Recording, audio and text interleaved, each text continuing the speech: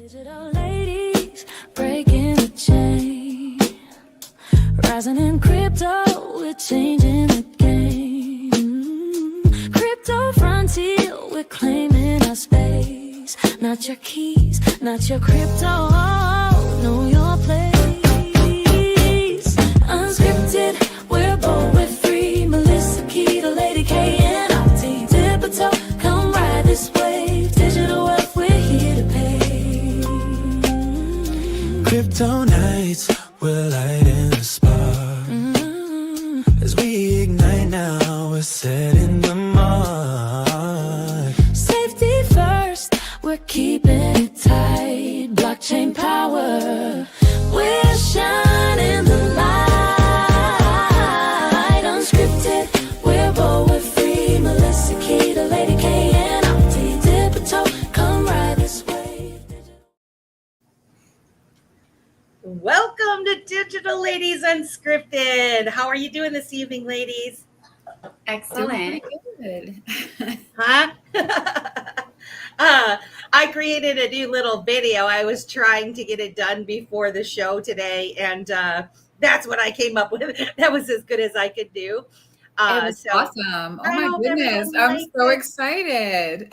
I wanted to have the disclaimer on there since we are streaming live on IMU TV to let people know that this show does not offer financial advice. So you got to do your own research and all that good jazz.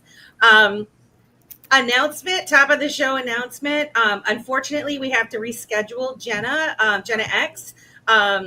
Something came up that was not preventable, and we will reschedule her. So we decided to take this opportunity to talk about copyright and with all of the creators and builders that are on the blockchain.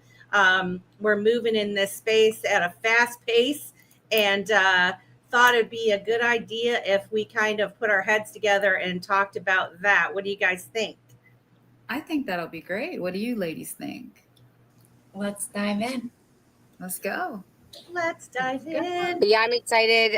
Considering, since the beginning of making NFTs, this is always this was the very first question I ever asked, is what to choose. And so I have been very curious. And then just lately with the Brito NFTs and the copycats for XRP bags, ducks, these kinds of things. I think it's going to be a great conversation. I'm glad we're having it. Oh, fantastic. Yes. So there's 29 of you in here. If you guys would please like, share, and subscribe, we would really appreciate it. Want to say hello to Hustle Hard Crypto. Who else you see in there, Keda? We have XRP Papa, Mr. Simon Says, Susan Roblin, also Sylvie Scape. We're so happy to have you, as well as Stephanie. So thank you all for being here at the start of the show. So the other night, I was doing a little research for myself because thanks to Opti and several other people, but of course, Optimistic Prime is always the first one to put something in front of my face and make me use it with this whole Suno thing. And through talking with Niall Cottrell from IMU TV, he has been really on me and everybody else about thinking about copyright. Just because we're in crypto and the digital asset space and it's all new and we think laws haven't been passed and all this type of thing, there are still existing laws that we need to abide by. Right. And so I signed up for the Suno. I created some songs. I got some really exciting announcements to make on the Dip a Toe front and possibly Digital Ladies Unscripted front in terms of the songs. But one of the things that Niall had pointed out was that with Suno, if you have a paid subscription, that you own those, the intellectual property rights to those. And so if you put it on YouTube or you're monetized in any way, you're okay. If you don't have a paid subscription, then you can't monetize those songs. So in any event, I started looking it up on X regarding if someone plays a copyrighted song during their space, would that be a violation and reason why the space would quote unquote rug? And what I found was absolutely yes. And so many of our good friends that play, wonderful music during the space, Right.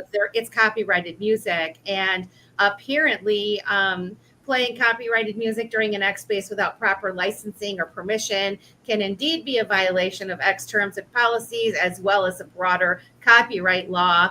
And it could, end up to, it lead enforcement actions, possibility of the space being disrupted or rugged. Which, for those of you who don't know what rugged means, it means when your space is suddenly removed, or you get suspended for any reason, and you're like, I don't know why I got suspended. And so anyway, I thought we would talk about that a little bit, because a lot of people do it, and I didn't think it was an issue because so many people do it, right? So, what do you guys think about that? Well, I think also, first off, hi Stone. I see you rolling up in the spot. Hello, welcome. And it's funny that you say that, because Stone doesn't use any songs on there that are copywritten. And if you notice, his face is never rug. Not really. They really don't rug. They don't. And it's the end users that have trouble, like me sometimes, with my phone. And usually that ends up being like, oh, you needed to do an update to the X app and that sort of thing. So, but I do notice that the other spaces that play a lot of music, they get rugged continuously. So I think it is an issue. I think it's a great thing to talk about, just because I don't think people realize, like, if you go into like a space with Boo, he's making his own music, right? So if he's making his own music, if you notice, I have yet to see that Boo has a space that goes down. You know what I mean? Just because he's playing music that's, either he has the right to be able to play, or he's made it himself. So he has the actual copyright. So I think that's important. What do you ladies think? You want to go, Amanda?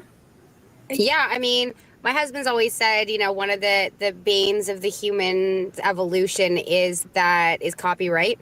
And that, every thought is built on other thoughts and other tones and inspiration. And so, he's always believed that actually hinders inspiration and growth. So, while I agree with it or I don't agree with it, I think that, one of the opportunities, because that's the truth, and like we had talked about this months and months ago, like with Freedom Phoenix, because he had Jungle Radio, and so he was having problems with his spaces. And I always thought how great it will be, because it's sort of like Napster days, right? Like, it's like spaces is, it'll rug you from time to time, but it's not, not completely all the time, doesn't mute you yet. It's not like YouTube, right? Like if you have a copyrighted, clip or song, like they will mute your whole video. I've heard. I have never had that happen, but I've never really had a show where, that's happening. And so I always thought it would be pretty cool, like, especially with IMU TV, where all of a sudden, if you have an agreement, like I always thought it would be amazing if we took the control out of these big corporations, and like I would be happy to pay you the penny that the radio pays you to be able to play the song in a space on X, right? I think that that's where we're headed in general, where the common person is able to utilize music and just, pay a monthly fee or something like that. Like that's sort of how TikTok has it, where they have specific songs that you can use, and if you use one that's not on the list and you haven't uploaded it, they'll mute your video. And it sucks, because even if you have like 10 minutes of talking and 2 seconds of the video, they'll mute your whole video and you can't even get your talking back. And so I think there's an opportunity where something like IMU TV could come in. You as a creator could have the rights to use all the music from there through some kind of subscription plan or something, and then it would really showcase independent music. But as it stands right now, the music that we all know is copyrighted. And of course, you have to be aware, just like, the radio stations have to pay their fees and TikTok has to pay their fees. It's got to pay the cabal. And, and so just so and this is where when I had the Vita Broadcast Network and we were doing streaming radio, we had looked into the different requirements and licensing. And so there's several different things that you can join, that where as long as you have the subscription, then you're okay to play, that type of music. But playing music in a space or on any public venue, right? It requires a public performance license. And those are typically managed by organizations like ASCAP, BMI, SESAC in the US. And these licenses are not automatically granted to the individuals that are hosting the spaces. And so you would have to get that. And I think then note it somewhere, right? That you actually hold that license to be able to do it. Because you'll notice there'll be some channels that are on YouTube, for example, that play all like different music, right? And I believe it's because they have those licenses in place that cover their basis. And so if there is a violation, there's automated services that automatically can check that, yes, they've got this license. And so that's, I think, where the confusion comes in, particularly with creative people. You hear something, you want to use a snippet of a song, you think you're okay. And then there's all the, well, you can play 30 seconds of the song and not get dinged and all of these types of things. But if you're ever looking to monetize your brand in any way, you don't want to start off with playing those types of songs, because once you really get going, you'll have to go back through all of those videos and make sure, otherwise they'll go back and ding you for every one of them and unmonetize you or take your whole channel down type thing. And it looks like X is the same way, right? So it's one of those things. We're in the digital asset space, we're in crypto, we're learning all these cool things, all these new AI tools that are out there for us to use. And like Simon and I always say on Tip of Toe, crypto ain't for sissies, and neither is this AI and these new tools, right? So we just have to educate ourselves. And what do you think, Lady K? It's not just music, right? It's photos, it's movies, it's books. We're talking about intellectual property, right? And it's interesting, Amanda, that you said James feels that thwarts thought, because thought is on top of thought. I think the US government actually agrees, because I do believe there's time limits to all these things. Like, I know that book publishing, if it's over 100 years old, it's no longer protected. So I think that's why. And but it does give a time limit on how long it's going to be protected for, right? Well, if it's intellectual property, like, think about that. At 100 years, are they even alive for it to actually still be somebody's intellectual property at that point? Not really, right? But then you see like celebrities who have estates and they sell the rights and stuff. So that could go on perpetually if there wasn't, like, say, a time limit. But there are these laws, and I'm not going to pretend I know the difference between like the copyright and the trademark and, you know what I mean, and all the intricacies of those laws.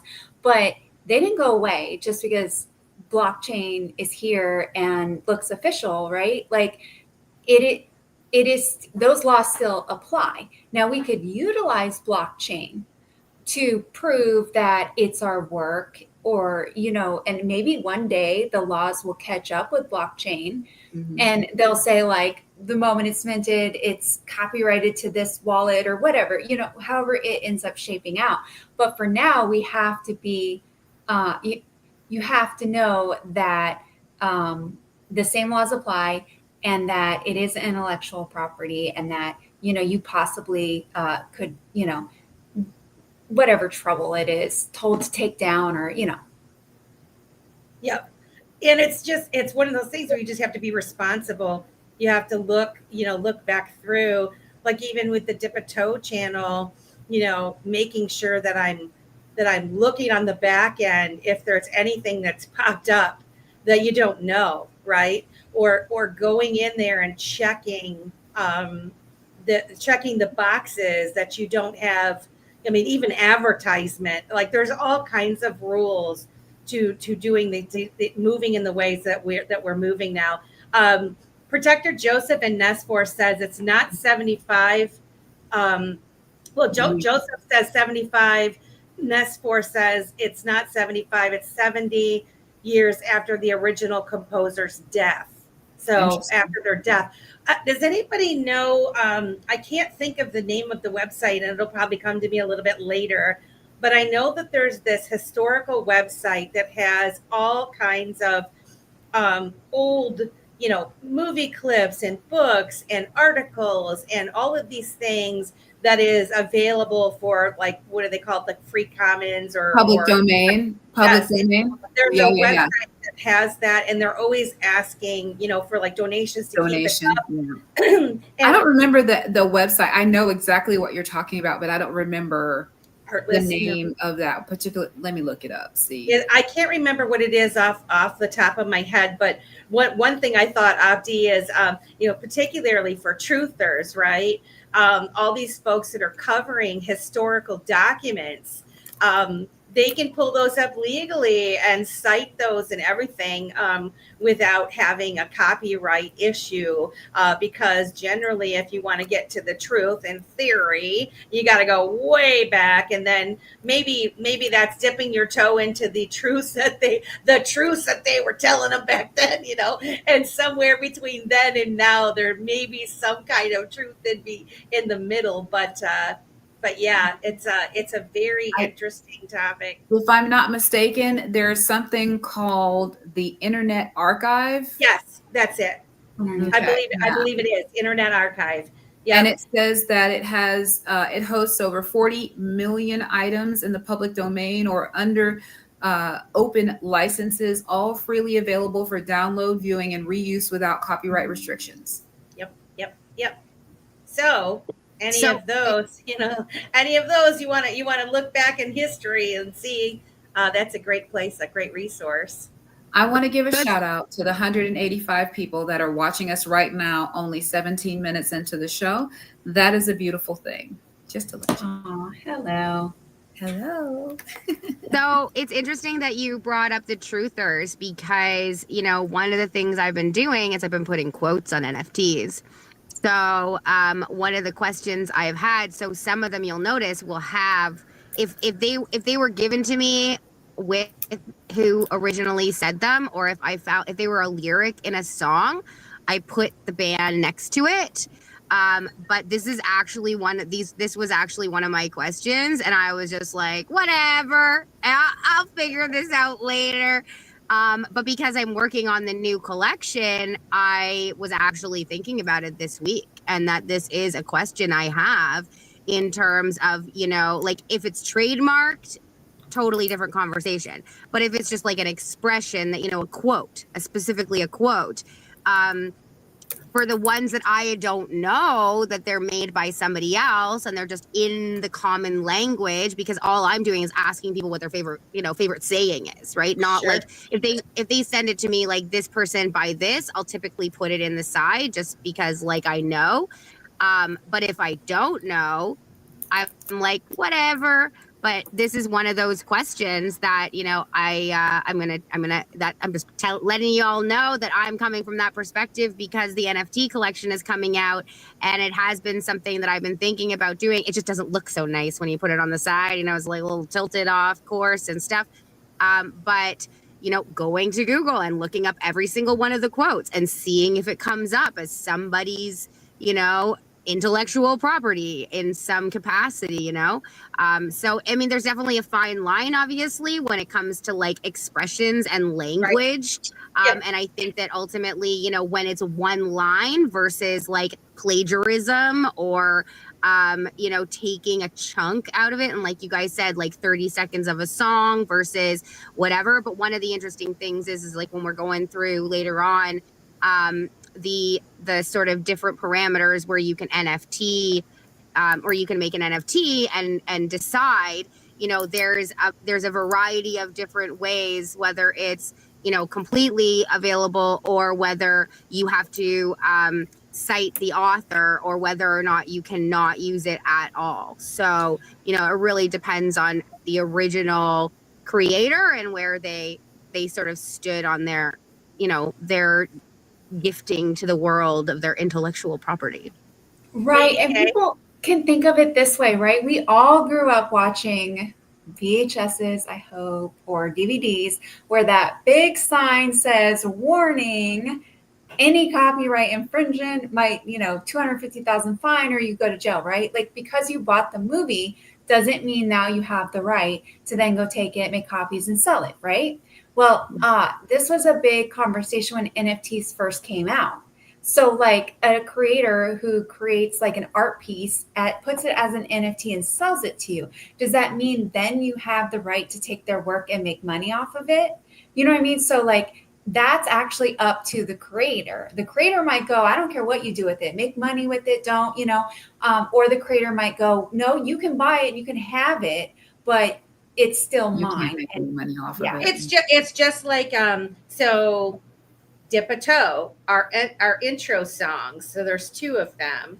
I searched around for free to use, and all I have to do is to be very diligent about citing who the writers are, that they allow you to use it. But now, if you were to try to take that song and change it and monetize it, they would have a problem with that, right? Because they're freely giving that music for people to use for free. They don't expect that you're going to turn around and recreate it in some way and make money off of it. And so this is very important as we progress in this space. It's very important to start thinking about these kind of things, or we should have already been thinking about them, and many people have, right? But let's face it, we're quick studying all of this as we are trying. We're learning how to even create an NFT, and then you throw in, the copyright issues stuff of it. So, do you want to you want to go a little bit further into the Creative Commons license overview that you found, Apti? Now, what you sent me, there's two things. One, I pulled up XRP Cafe because a lot of people do create tokens and NFTs on XRP Cafe. And if people go to xrp.cafe/terms, number 7 of their terms actually addresses intellectual property rights. But Abdi, you sent something that broke it down, where it explained each one, and I kind of copied it, and I thought I could put it up there so you could read it and go over it. Or how do we want to do this, guys? Yeah, I can give you the overview of what I have. And then, I just put it in point form because I can't flip between my windows. So I wrote it by hand.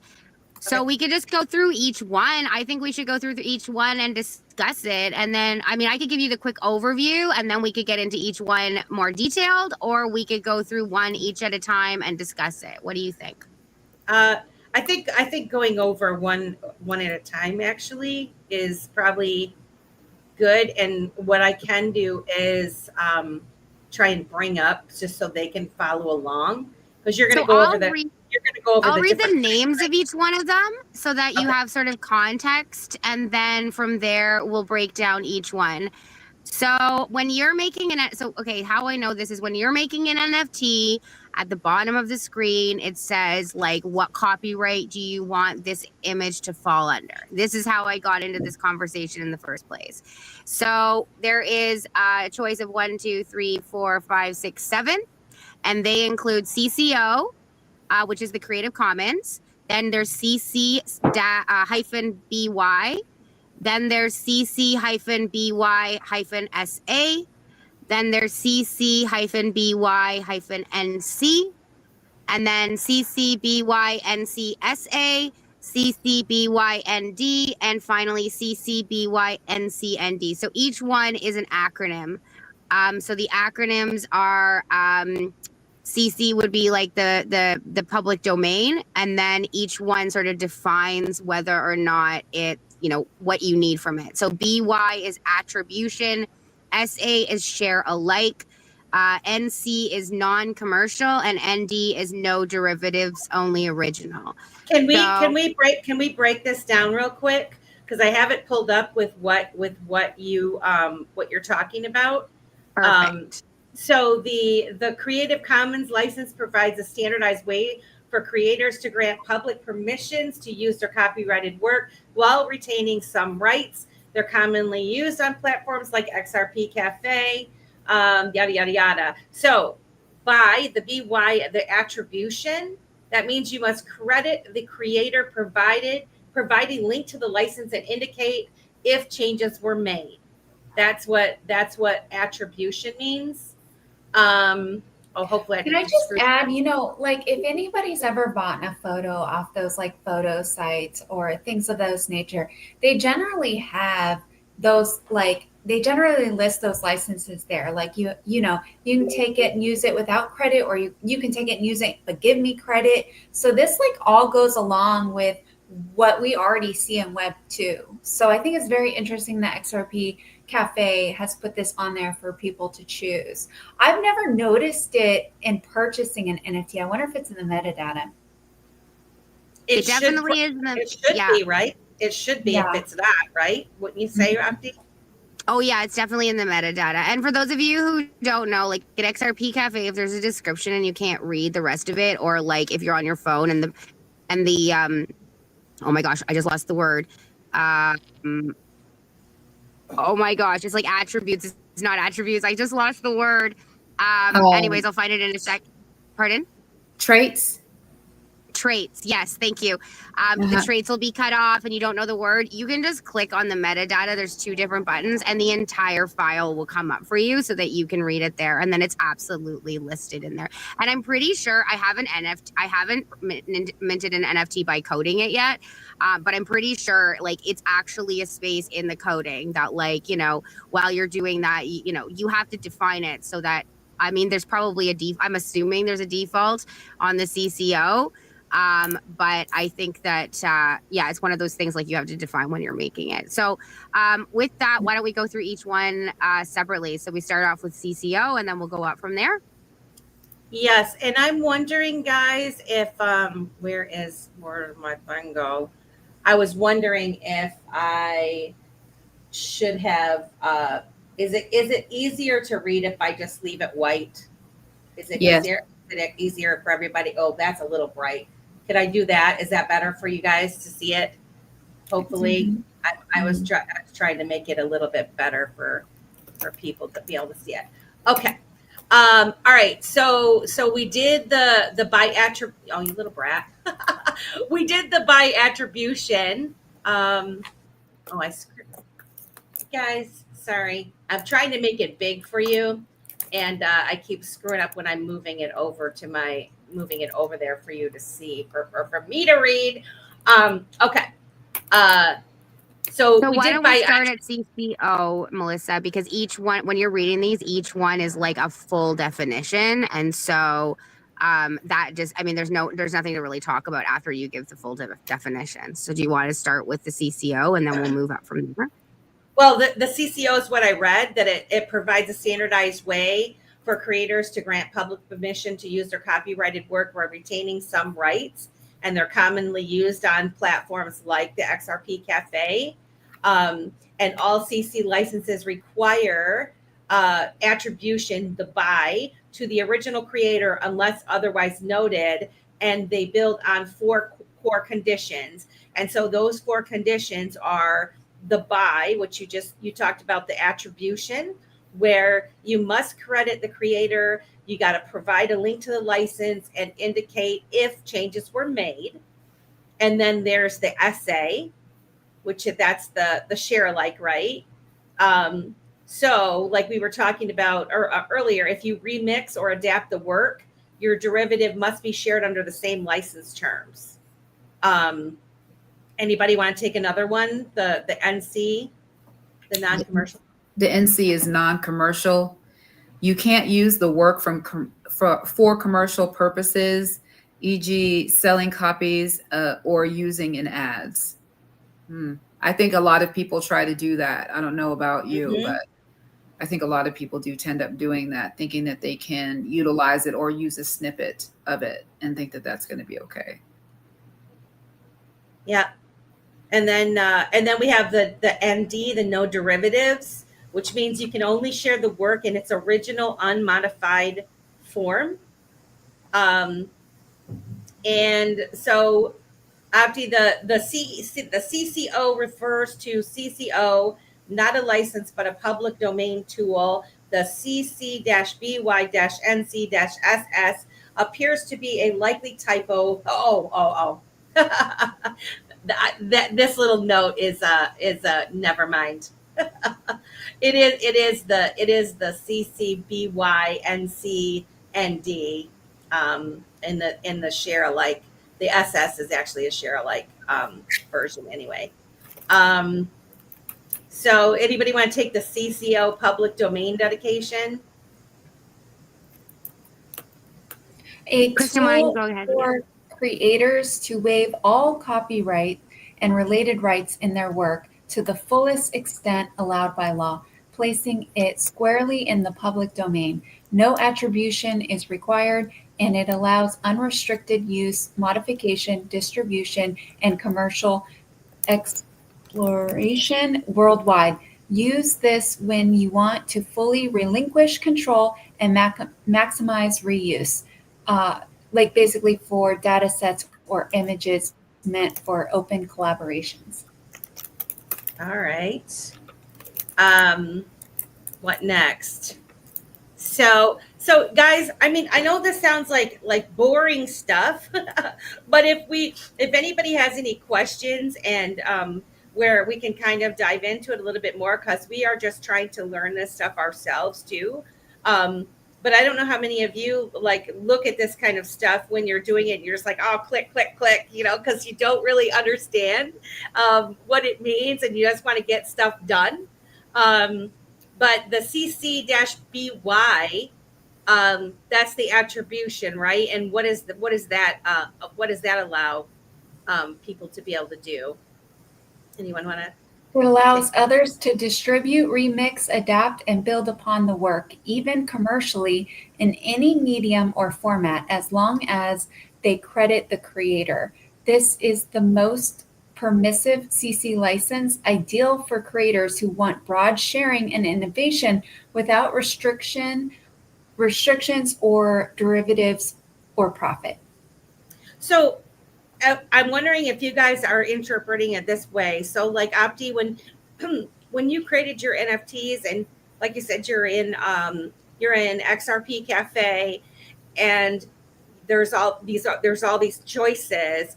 If you choose then the CC-BY, that means that you as the creator of your work, you're going to allow others to distribute it, remix it, adapt it, build upon it in any medium as long as they credit you that this came from Optimistic Prime, but they can take and run with what you've created. Is that the way that you're understanding this? I am. I have a little bit of a confusion between BY and BY-SA, because now maybe we can figure it out together here. I'm pretty sure it's we'll talk about it, but I typically choose CC-BY or CC-BY-SA. So typically when I started the Wandering Footprint, I thought, okay, how do I make this change the world? And obviously I don't control it. But let the world know who made it in the first place, please. That was sort of my perspective. It's just give me credit. Just let somebody know that I exist. Otherwise, you can do whatever you want to, because I want everything that I create to be shared. And obviously, the definition was, if it's in the public domain, it allows it to be shared the most. So really finding the balance between how restricted you want people to be on their capacity to share your information or your artistry or things like that. So that's really the debate for me. And so yes, and to answer your question, yeah, like what I the notes I had was must credit creator, you must provide a link to the license, and if any changes are to be made, you must indicate the changes when you if it's not the original. And yeah. Marvin Davis, let's call Mr. Quincy Jones. Shout him out. Tell him to get in here. We'll send you a link. Right? I know, right? Let's get Quincy Jones in here. And so for those that didn't hear what the meaning or what the actual definition of the CC BY SA is, it's the same as CC BY, but any adaptations or remixes must be shared under the same license terms or a compatible one. This promotes a viral open ecosystem like Wikipedia, where derivatives stay open. Use it for collaborative projects where you want to ensure downstream works remain freely shareable, just like what Opti was saying. Now, what I understand of that is if it's remixed, you allow it to be shared. Like, so essentially, it's like you have to be credited, but you're also not in control of like once it's shifted, like once it's changed. But I don't know if you understand, because it is confusing between those two. Well, see, the thing is if you're remixing it, right? You now have it really then becomes your intellectual your intellectual property, because at that point it's from your thought processes how it's remixed. Like you may utilize something, but it's your thought process of how it's remixed. You know what I'm saying? It's kind of like if you think about what happened with singer Ed Sheeran, right? He was taken to court because the family of singer Marvin Gaye, they said that he used a song. No, it wasn't Marvin Gaye. It was Stevie Wonder. It was a Stevie Wonder song. And they thought that he had utilized a Stevie Wonder song. And because of that, they took him to court. He won. He won that case. And the reason that he won that case is because he actually brought his guitar into the courtroom and showed how he came up with the song that he wrote. Okay. Now, there are sometimes some people would say, okay, well, there's a certain interpolation of that particular song that makes it sound much like the Stevie Wonder song that they were referencing, right? But at the same time, that happens across the board. Like there's all kinds of songs that have a certain bass line, but just because it's a bass line doesn't mean that it has to be copywritten. It just means that it's a bass line. You know what I mean? It's a rhythm line.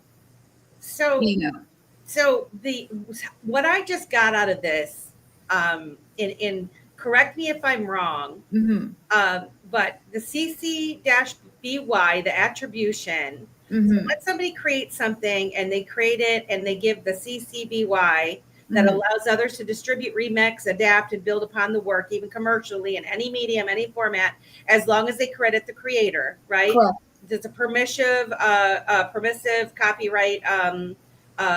What did we call it? What's the CC thing called again? CC Yeah. So, but the CC by SA, the share alike. So if I take something that someone else created and they said, sure, it's CC BY, you can use it. Now I've created it.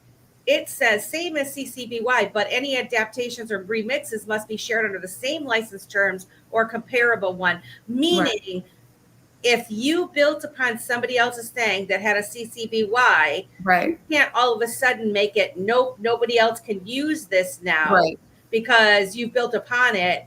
It has to be the SA, the share alike, right? Is that what you guys are getting from this? Yes, I get that. Yeah. And what I would add to that is that if it would be, if it was built on the same one, then you would have to credit me as well as the remixer.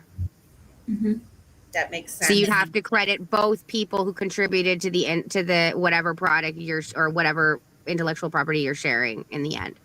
And that makes total sense. It's just like in the event that somebody was writing a book and then someone did an afterword, right? Somebody else wrote the afterword for the book.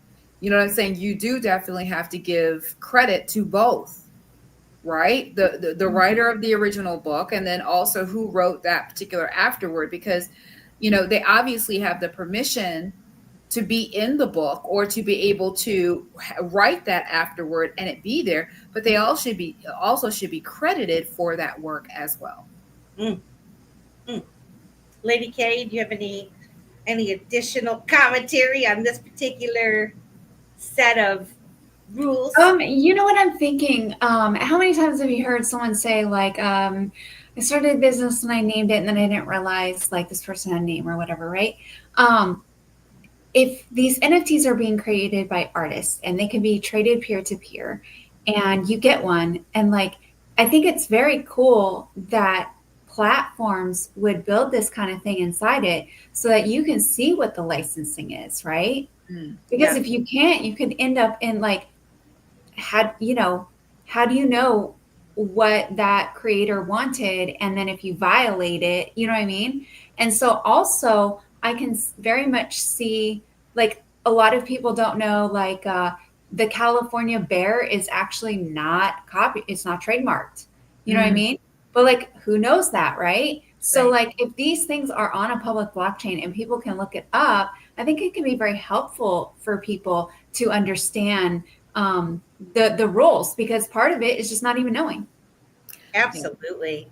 And, you know, I mean, to be honest with you, I'm actually right now in the process of doing a trademark, right? So if I'm in the process of doing a trademark, you know, now I really am paying attention to these rules. I'm really paying attention to, you know, how things can be used, who can use, just even the color, you know, the color that's in, you know, going to be in my trademark. That's like, all of these things are important to really understand. And I think a lot of times people don't even think about these things, like even when they're like making clothes and, you know, and utilizing some type of a brand that they may not necessarily realize that they shouldn't be using in that way.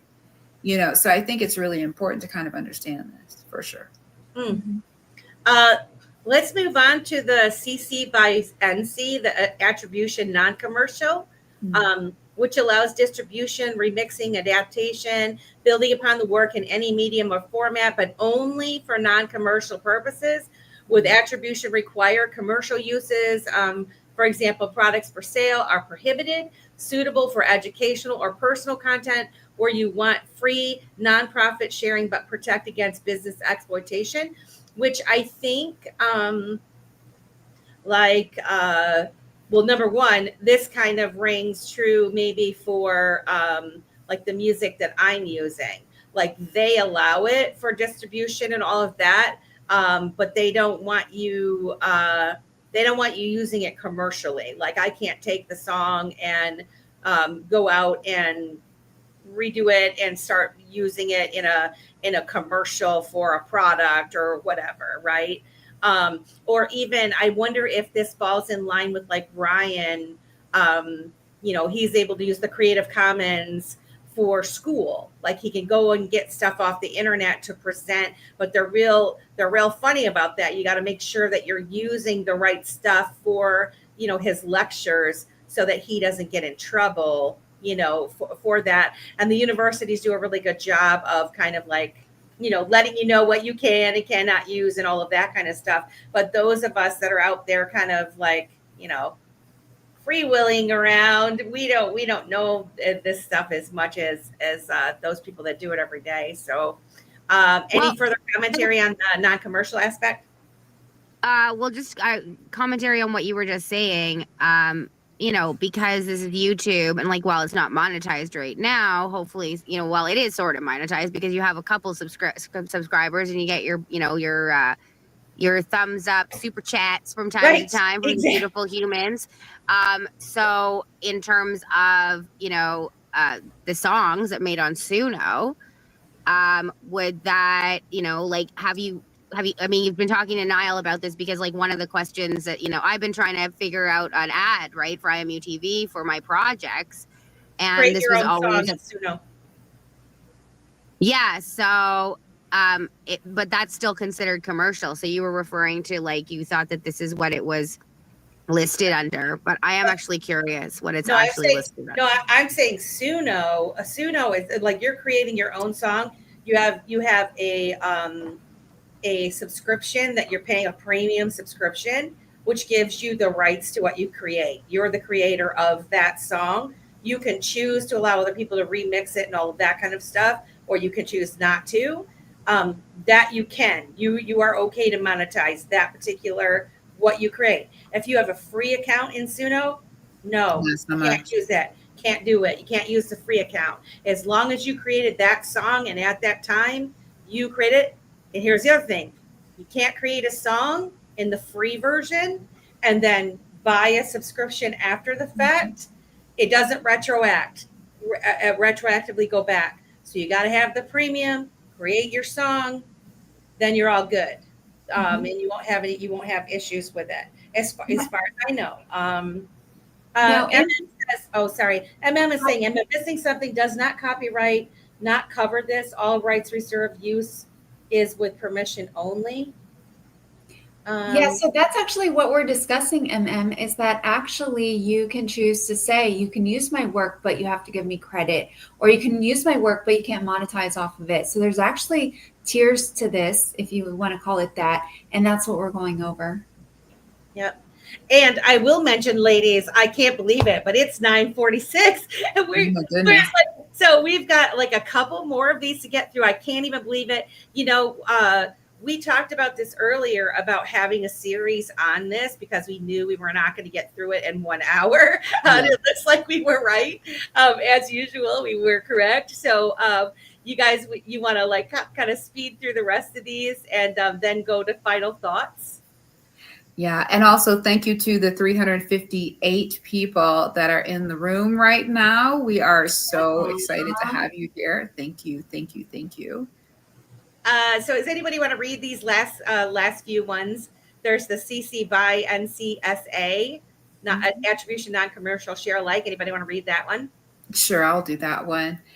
Combines CCBYNC with share alike. Adaptations are allowed for non-commercial use only, must credit the creator, and any derivatives must use the same license.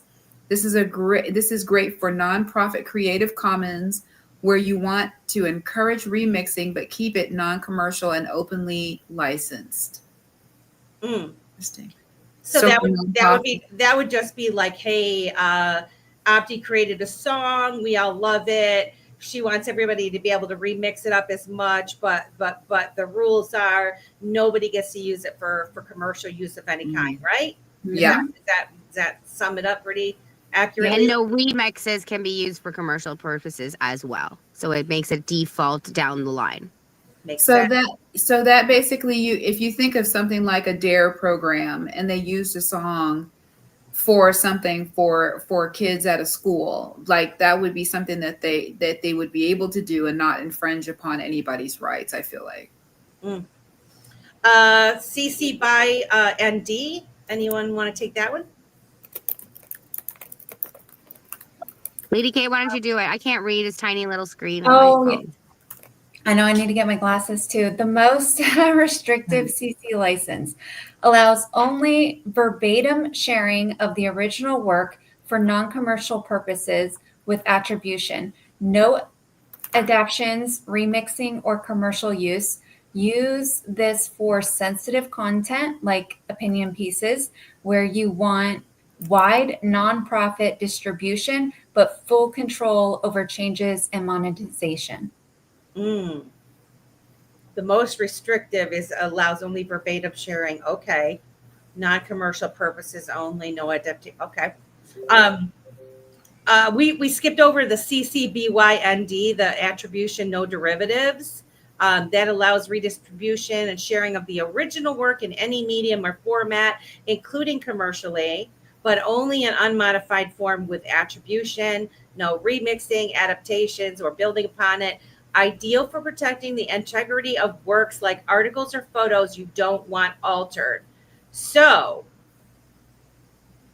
that which we don't have time to talk about, unfortunately. we got like 10 minutes. But this is where you have people creating NFTs from photos that are already out there in the public. Now, whether those photos are already protected or they're not, like, I don't know because I'm not a photographer, but I assume people that have these, like, anytime you go like Getty Photos, right? Like they always have Gettys on there to like let everybody know, like, hey, these are our photos.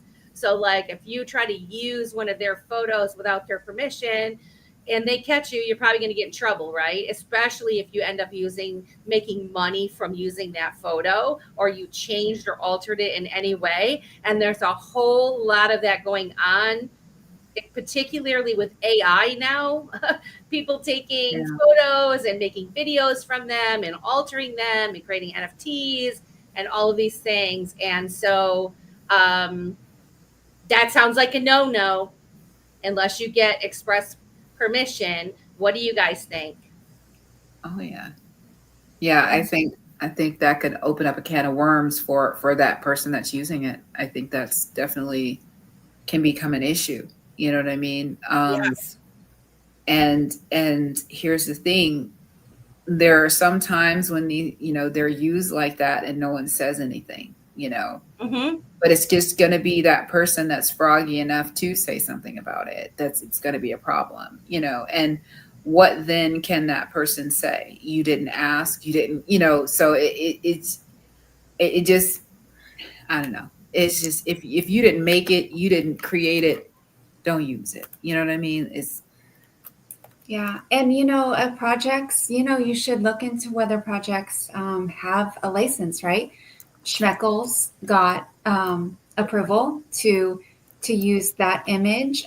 There was a POG project on Ethereum where they got official use of POGs, but they got use of anything new. They could create it new under the POG, but not use any of the old, right? So, you got to know look into what people have set up. And I remember that when we interviewed James from Schmeckles, it's James, right? Is that his first name? Yeah. When we interviewed him on Dip a Toe, that was one of my first questions. Because he is such a force in the XRP ledger space. He's so popular and so dynamic, and it was like, how the heck is he being able to do this? This is so cool, And I think for those that don't think about it, they have the misconception that he just went all willy-nilly, but no, he didn't.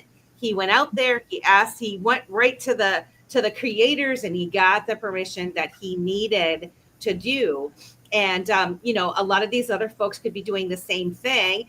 And I would just say, like, that is where when you go to the XRP, and I'm just going to post the link in, the StreamYard, the xrp.cafe/terms. If you look at number 7, the intellectual property rights, because they say you are solely responsible for your use of the service and for any information you provide, including compliance with applicable laws, rules, and regulations, as well as terms, including user conduct requires that are above.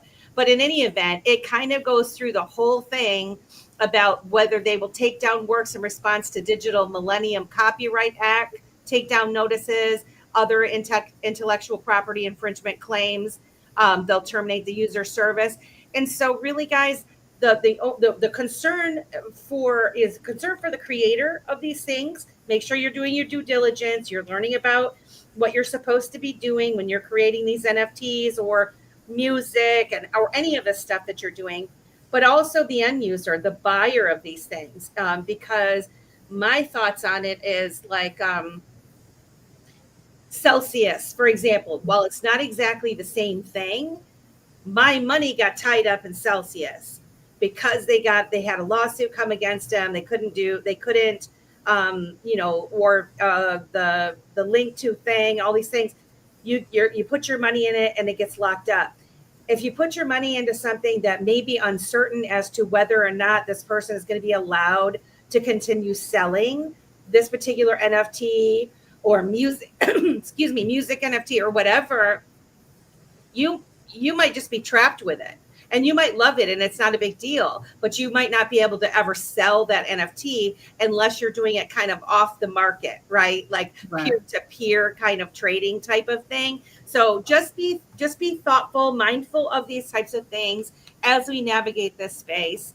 And anyone else have any final thoughts? Because we have 5 minutes left and this has been a fantastic show and you guys are awesome. I was going to say, this definitely, I've thought about this the whole time about AI. And people using AI. When I first started, I was using, things like Bing and stuff. And so I read their terms of service when I was originally, trying to create the Blue Umbrella token and stuff. And there are a lot of limitations on using Bing. So I stopped using it. You're not they still in the fine print retain all the rights to those images. And so I have really wondered about, a lot of the NFT communities that are making money off an AI. And that's one of the reasons why I really love Meme Deck. I can send you my affiliate link, or if any of you guys have it, but you do retain your rights, which is amazing. So that if you want to what I'm using it for right now is trying to figure out my illustrations for my book.